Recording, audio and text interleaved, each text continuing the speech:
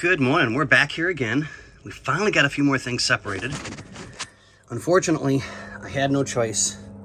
I had to cut the oil lines. I tried and tried and tried to get them off without them breaking so I could measure and exact, but thank God these oil lines have way more hose than needed. And as you can tell, they've got to be replaced. They are totally destroyed.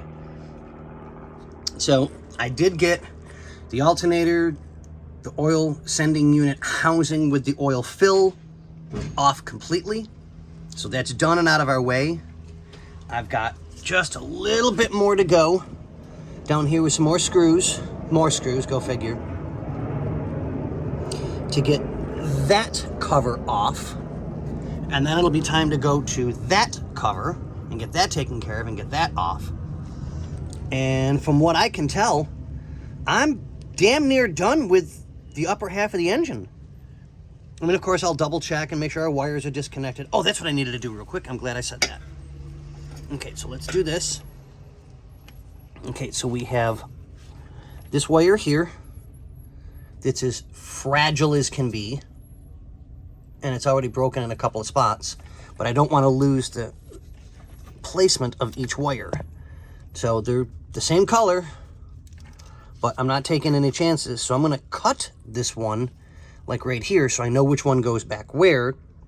So when we rewire this particular spot, there's not going to be an issue of, oh, great, which wire goes where? Because I don't want to have that problem.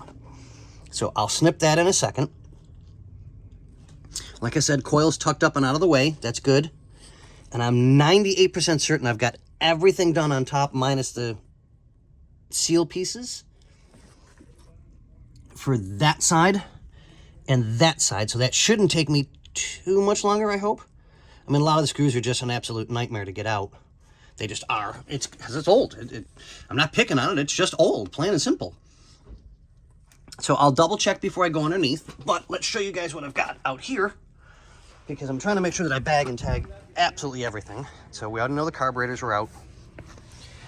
I take my seat. So we've got all of our loose miscellaneous stuff that's been bagged and tagged as such. So now I'll put this housing, which as you can tell is completely actually covered. And you can see how bad the hoses were. They were really bad. I mean, even down here at the bottom, you can see how cracked they were. I mean, they were just totaled. So I've got bags already put aside for that. So let's do that.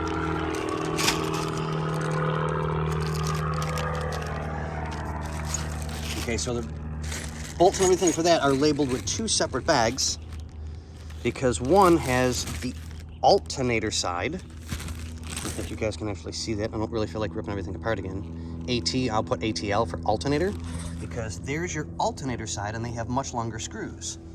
These are your housing side. Now granted, it's one huge housing, but this is the oil sending housing side of it. So I kind of separated it and they have much smaller bolts so that we don't mix them up and no one can say, oh, well, no, they were already bagged and tagged separately and then put into one bag. So this can go into the bag.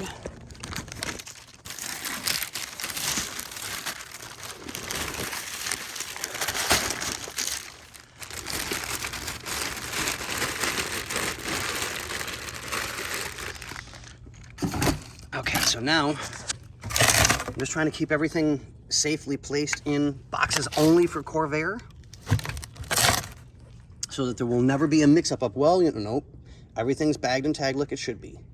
So I'll find a larger box for these so they can stay all together because they're very specific to their placement and location on the engine.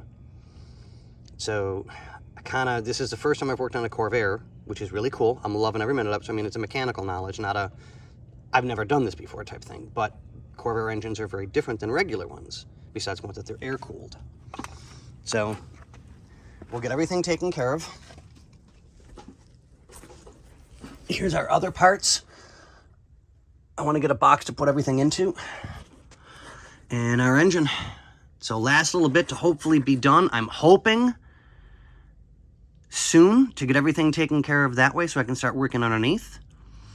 I'll put blocks underneath the rear wheels so that we don't roll anywhere and get that all taken care of. But out of that, we're almost underneath the vehicle today.